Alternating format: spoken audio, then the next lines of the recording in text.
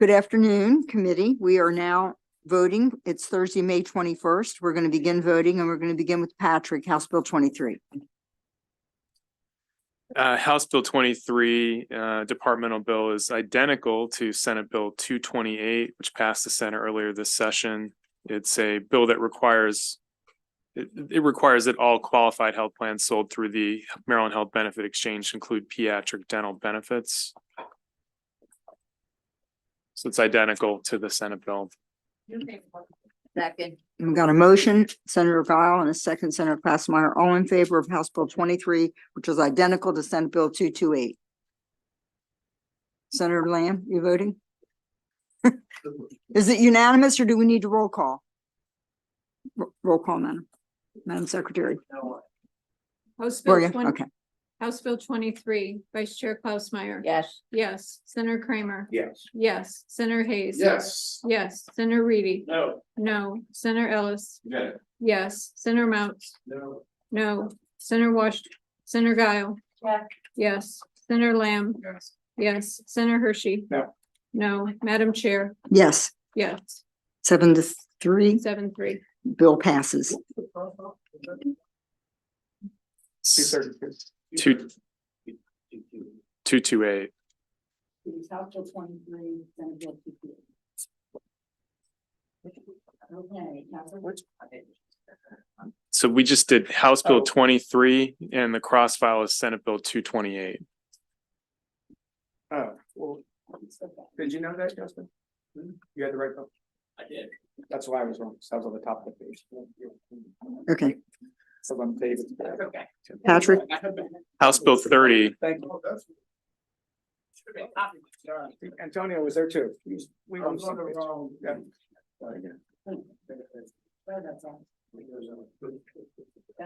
House Bill 30, departmental bill, is identical to Senate Bill 217, which passed the Senate earlier this session. Second. Senator Kramer and Senator Klausmeyer, all in favor of House Bill 30, which is identical to Senate Bill 217. Unanimous vote. Yeah. Before we go any further, it's not just polling House Bill 36.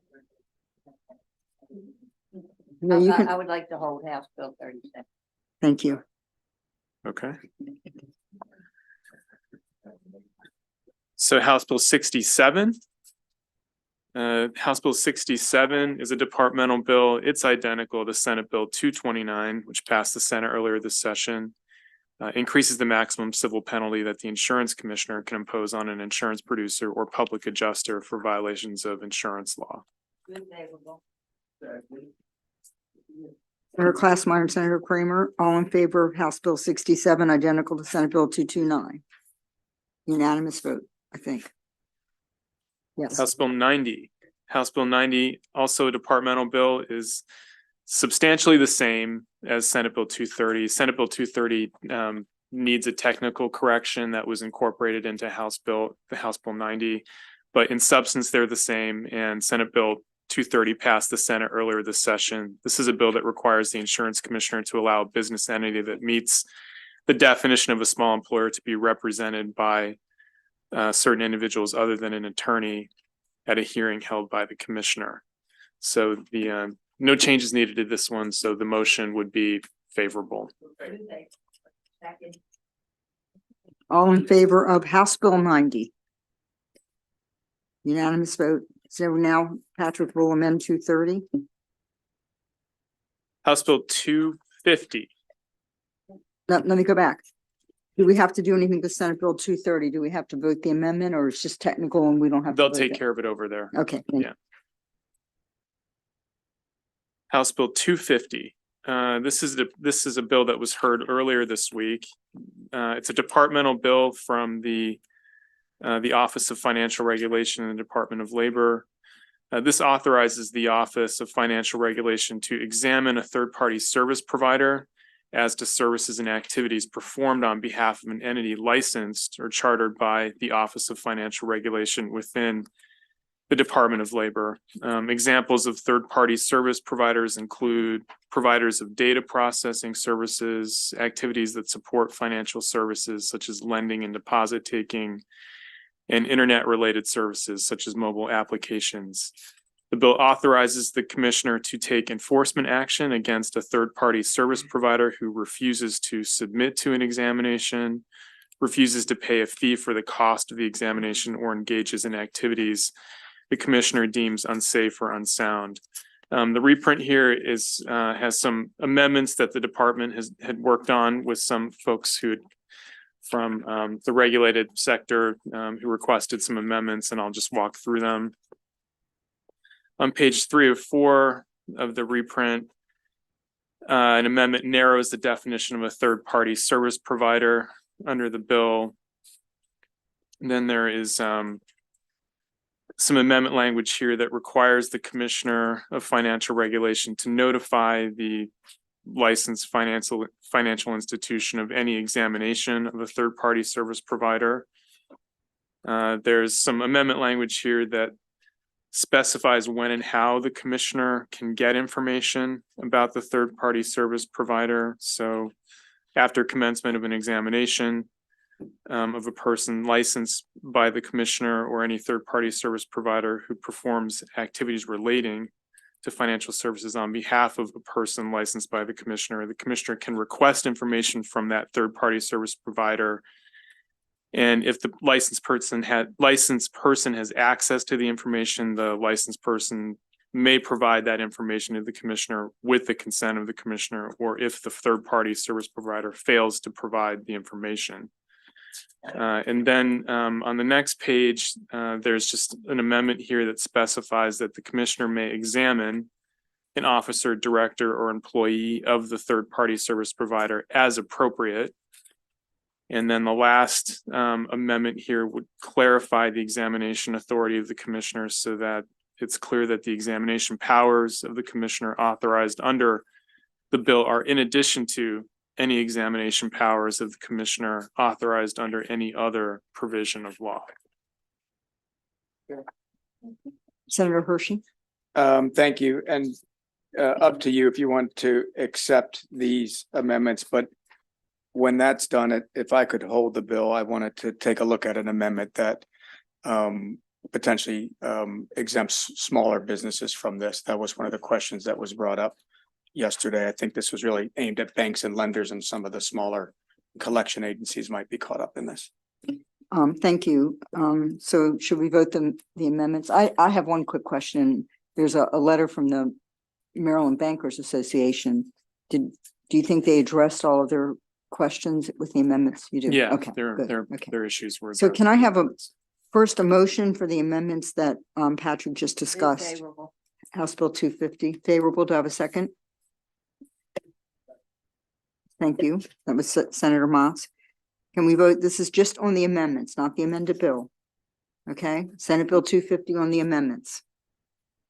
Okay, unanimous on the amendments. Do it again. Yeah. Madam Chair, a motion to hold. Bill, please. Thank you. Okay. Again. Yep, gotcha. So House Bill 252 is a departmental bill, and this alters Maryland insurance law to reflect revisions made to the National Association of Insurance Commissioners, or the NAIC, Insurance Holding Company System Regulatory Act, which is its Model Act 440. And it authorizes revisions to the insurance holding company model regulation with reporting forms and instructions. The bill generally requires insurers to provide the Maryland Insurance Administration with a group capital calculation for group solvency supervision and a liquidity stress test for financial risk surveillance purposes. It's an NAIC model that they indicated in their testimony was something they would adopt to meet accreditation standards, and there are no amendments. Favorable. Can I have a second? Second. And Senator Giles, second. All in favor of House Bill 252, departmental bill?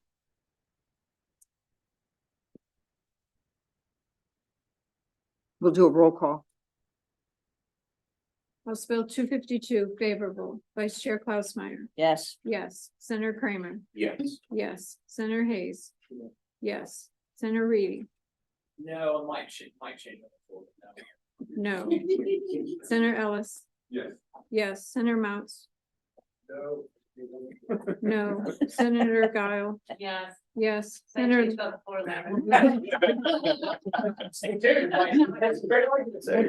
Senator Lamb? Yes. Yes. Senator Hershey? No, and I'm staying now. No. Madam Chair? Yes. Yes. I guess you can 7-3. call that vote 7-3, but it might change on the floor.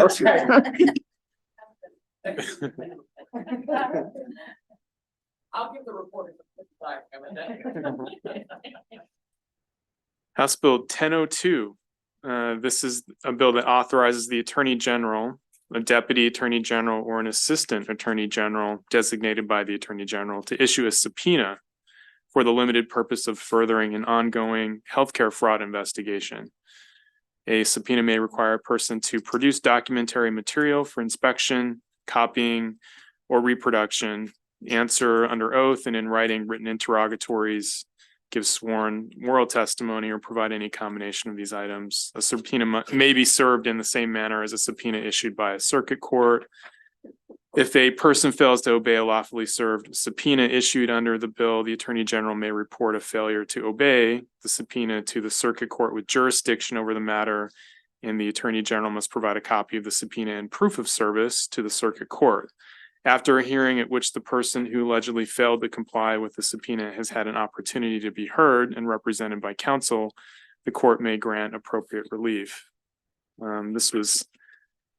Testimony was from an individual who works with the Office of the Attorney General, and specifics. This is specifically relating to Medicaid-related fraud investigations.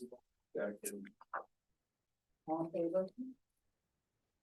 House Bill 1002, unanimous vote. Thank you.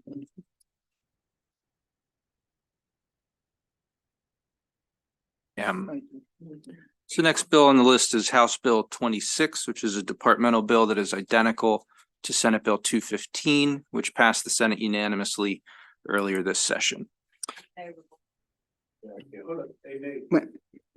I'm sorry, I apologize, Madam Chair. Mhm. The House made the same amendment that we made to allow them to use capital investments. Yes. Okay, thank you. Thank you, Madam Chair. You're welcome. So we have a motion and a second on House Bill 26. All in favor? It's unanimous vote. Thank you. House Bill 42 is a departmental bill, and it is identical to Senate Bill 220, which passed the Senate earlier this session. This is a bill that does a number of things, but among it that aligns the state law with the federal law prohibiting the sale of tobacco to products to individuals under 21, authorizes the department to reallocate certain grant funds. There is an amendment that's reflected in the reprint before you, and so that updates the name of the governor's office that is tasked with serving as the payer of last resort for certain emergency medical treatment. Second. Thank you, Senator Kramer and Senator Glassmeyer. All in favor of House Bill 42? All right, we need a roll call. House Bill 42 with amendment. Vice Chair Klausmeyer? Yes. Yes. Senator Kramer? Yes. Yes. Senator Hayes? No. Senator Reedy? No. Senator Ellis? Yes. Senator Mouts? No, No. Senate Bill 40, House Bill 42. Okay. Senator Guile? Yes. Yes. Senator Lamb? Yes. Yes. Senator Hershey? No. Madam Chair? Yes. Yes. 6-4. Next bill is House Bill 127, which passed the House unanimously. This is a departmental bill that establishes a non-occupational post-exposure prophylaxis standing order program. The program must authorize a licensed pharmacist to dispense NPEP under specified circumstances. And what's that? Okay. MDH must adopt regulations necessary for the administration of the program that addresses the needs of specific populations. There are no amendments on the bill being offered to here, but I will describe the House amendments, which address concerns that were raised in both HGO as well as in finance on the cross-file bill, which was Senate Bill 246. My understanding is that the amendments address all the concerns that were raised. So yes, the concerns from MedCog were were addressed. And so the amendments strike language that would have authorized a licensed healthcare provider with prescribing authority to prescribe and dispense NPEP through the standing order. And further, the amendments require MDH to adopt regulations to address the needs of specific populations using the program, including victims of sexual assault and pediatric patients. It exempts certain individuals from being charged fees, requires that the clinical criteria for the program be consistent with the most recent CDC guidelines, and then finally strikes language that would have authorized the delegation of dispensing authority to employees of public or private entities. And those amendments have been adopted. Those are the amendments that were adopted in the House. The bill passed the committee and the full chamber unanimously. No, So we have a motion and a motion from Senator Kramer, a second from Senator Klassmeyer, all in favor of House Bill 127. It's unanimous vote, I think. Senator Hayes, yeah. Okay, thank you. next is House Bill 146, which is a departmental bill that is identical to Senate Bill 221, which passed the Senate unanimously. A favorable and a second on House Bill 146, all in favor? Unanimous vote, thank you. House Bill 197 is identical to Senate Bill 234. Second. And the second, I think we need to call the roll on this one. House Bill 197 favorable. Vice Chair Klausmeyer. Yes. Yes. Senator Kramer. Yes. Yes. Senator Hayes. Yes. Senator Reedy. No. No. Senator Ellis. Yes. Yes. Senator Mouts. No. Senator Guile. Yeah. Yes. Senator Lamb. Yes. Senator Hershey. No. No. Madam Chair. Yes. Yes. It's a 7-3 vote. Thank you. House Bill 1048. This bill is similar to Senate Bill 212, which passed the Senate unanimously. The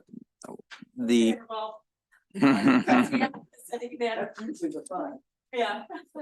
Well, I'll say it's similar. It's not identical. And the reason that it's not identical is that the House added the Secretary of Aging and a representative of the Maryland States Attorneys Association to one of the commissions that is affected by the bill. I'm told that that amendment was requested by the Department of Health, and the House will apply an identical amendment to the Senate bill that's currently in their possession.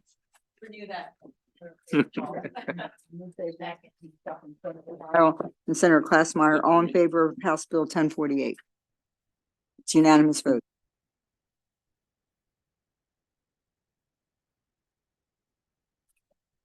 Okay, yes, the first bill on the other side of the page is House Bill 144. It's identical to Senate Bill 232, but you'll need a roll call vote on this one. Did not pass unanimously.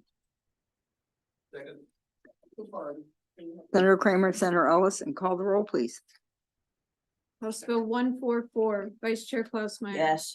Yes. Senator Kramer. Yeah. Yes. Senator Hayes. Yeah. Yes. Senator Reedy. No. No. Senator Ellis. Yes. Yes. Senator Mounts. No. Just. Senator Guile. Yes. Yes. Senator Lamb. Yes. Yes. Senator Hershey.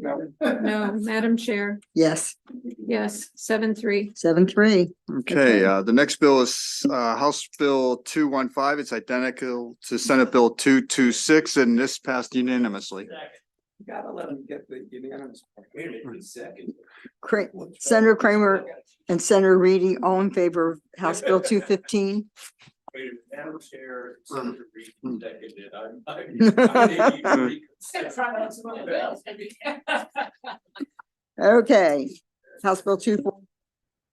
House Bill 244 is not cross-filed. This is a departmental bill that came over from the House, and you heard this yesterday.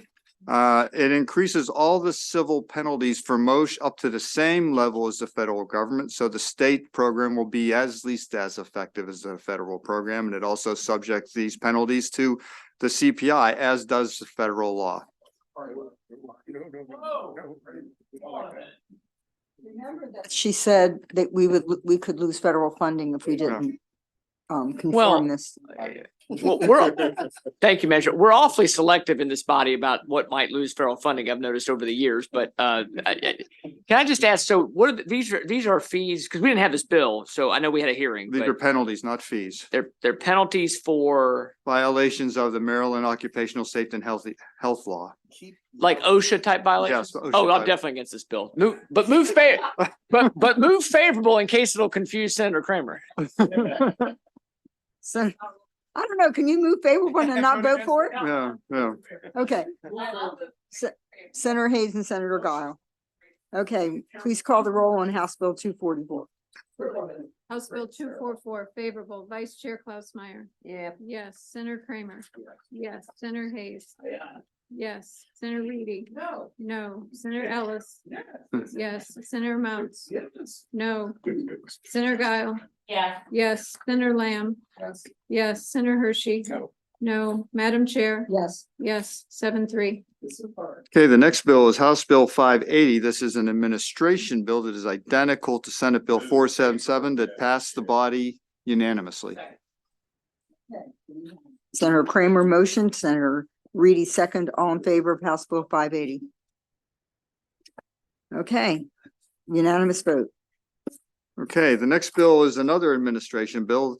This is House Bill 583. It is not the same as Senate Bill 475. If you recall, it establishes the Center for Firearm Violence Prevention in Maryland in the Department of Health. The House put a few amendments on there. It added it said of a whole of government, it said multi-departmental approach. And they also added another group where they had to solicit recommendations from. Otherwise, the bills are the same. And the administration is okay with the House amendments to the bill. You don't need, it's the third reader version. There's no amendments over here. This is the third reader version. If you go to page 3, they substituted whole of government with multi-departmental approach. And then solicit and consider recommendations from they struck at a minimum and specified that it would be communities disproportionately impacted by violence, public health experts, and any other expert groups or organizations as the executive director determines. That's on page 3 of the third reader version. I think it's all just, yeah, these are the only changes to the bill. They substituted whole of government with multi-departmental approach. And then there's another part of the bill that charged this center with soliciting and considering recommendations from. They struck at a minimum and left it at communities disproportionately impacted by firearm violence, public health experts, which is in the bill as introduced. And then they added any other experts, groups, or organizations as the executive director determines appropriate and necessary.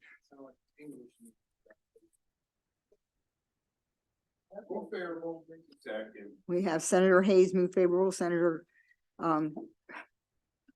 every now and then I blank out. Senator Kramer, all in favor of House Bill 583?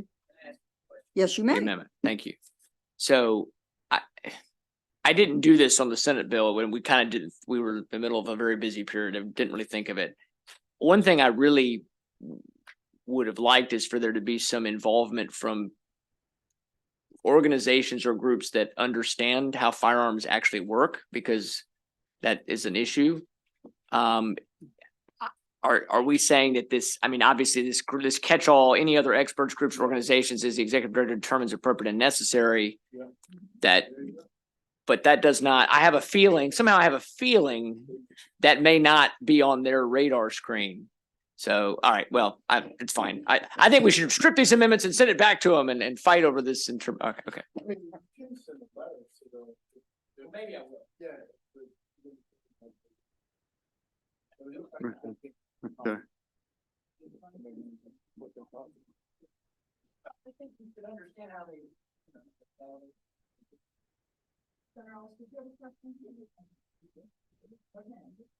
We'll call the roll on this one. Yeah, definitely follow the roll.